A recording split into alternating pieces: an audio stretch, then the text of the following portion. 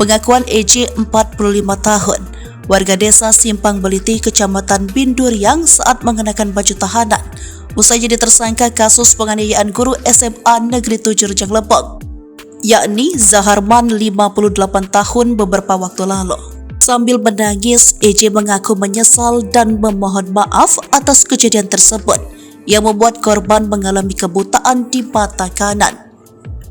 EJ juga mengatakan saat dirinya mengetahui batu ketapelnya mengenai mata korban, dirinya langsung melarikan diri karena ketakutan.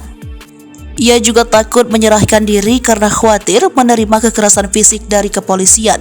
EJ mengaku sangat menyesal dengan kejadian tersebut, apalagi sampai membuat mata Zaharman mengalami kebutaan, dan sambil menangis, EJ memohon maaf kepada Zaharman.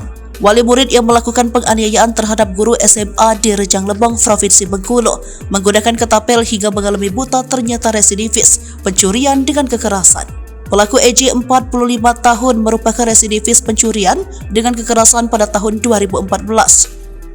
Hal itu diungkapkan Kasat Reskrim Polres Rejang Lebong, Ibtu Denyivita Bochtar saat konferensi pers Minggu 6 Agustus 2023.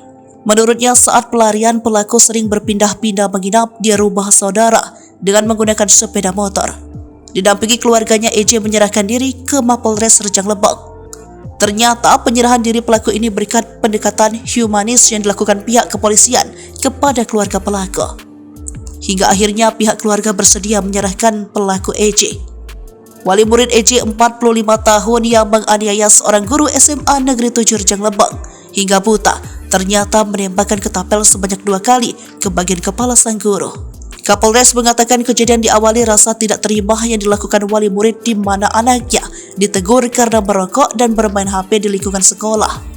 Ia menjelaskan setelah pelaku mengetahui tembakan dari ketapel mengenai mata korban sebelah kanan hingga mengeluarkan darah, pelaku langsung melarikan diri keluar dari lingkungan sekolah. Pihak kepolisian menjamin akan keselamatan EJ dan hal-hal lainnya. Maka dari itulah setelah berdiskusi pihak keluarga menyerahkan EJ dengan kondisi sehat. Memang diketahui sebelumnya ada penyerahan diri ini, tim dan Polres Rejang Lebong dan Jatanras Polda Bengkulu mendatangi keluarga pelaku. Setelah diskusi dan pendekatan yang dilakukan, akhirnya pelaku mau menyerahkan dirinya. Pelaku akhirnya dijemput dan dibawa dari Kecamatan Padang Ulak Tanding menuju Mapolres Rejang Lebong menggunakan mobil.